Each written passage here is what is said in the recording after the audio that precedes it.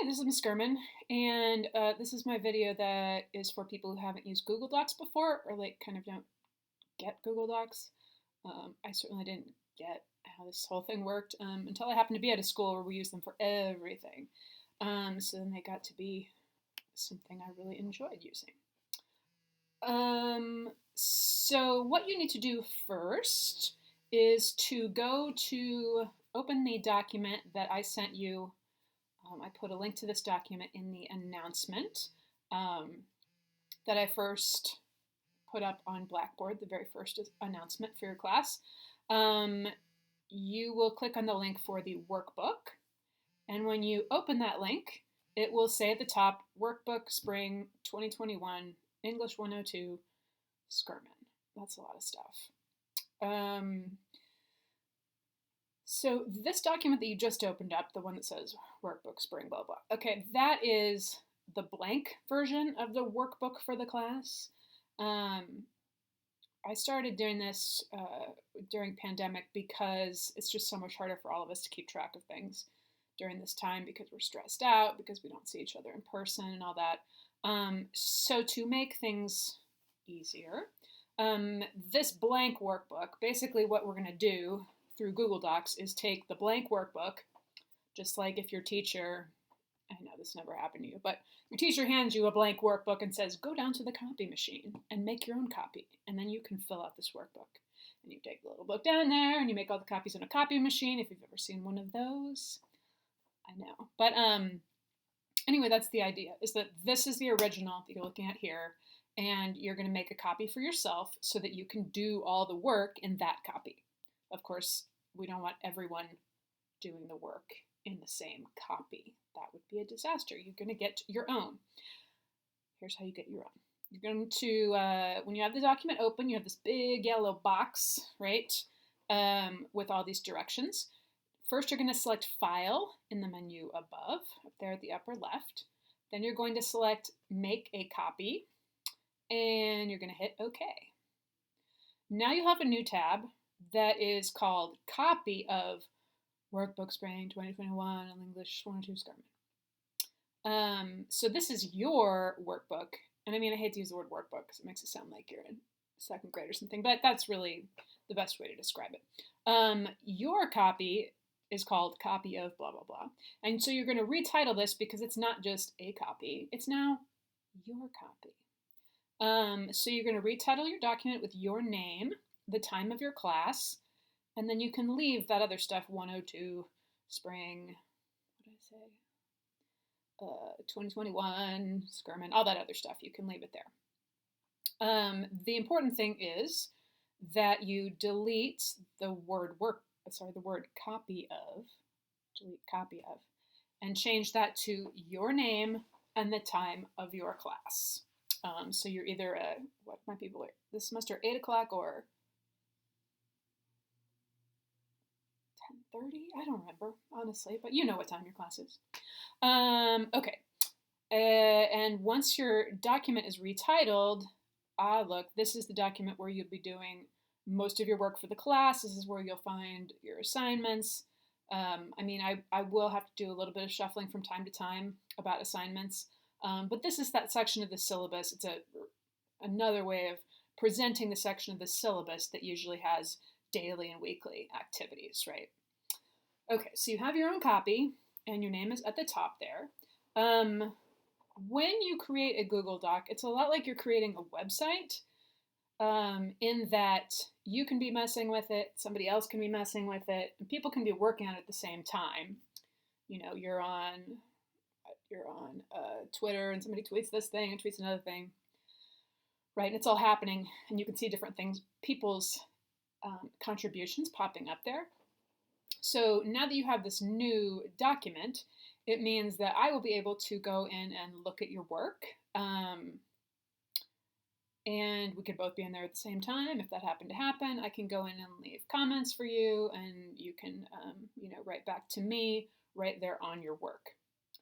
All that said, for me to be able to look at your workbook, you need to change the permissions, that is the share settings, so that I can get in there and look at it and comment. So in order to do that, you're going to click on share, which is the top right, big blue button, share. After you click on share, you're going to find at the bottom of the box, it says,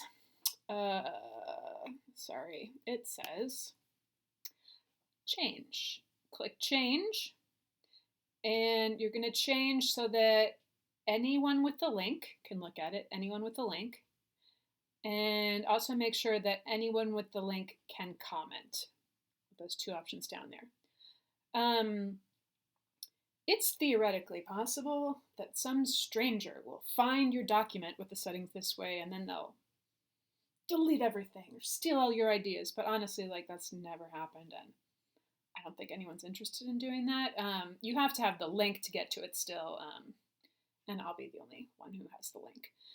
So you've opened it up so that when I have the link, I can look at it, and also when I have the link, I can comment on your document. Those are what should show up when you hit that blue share button. Okay. Now your workbook is set up. Now you can look at it, and I can look at it. Anyone with a link can look at it.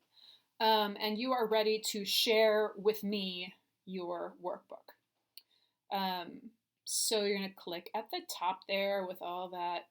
What does show up there nowadays? The link will be something like docs.google.com, document, blah, blah, blah, blah, blah, blah, right? A ton of stuff. You're going to click on that, the address up there, copy that,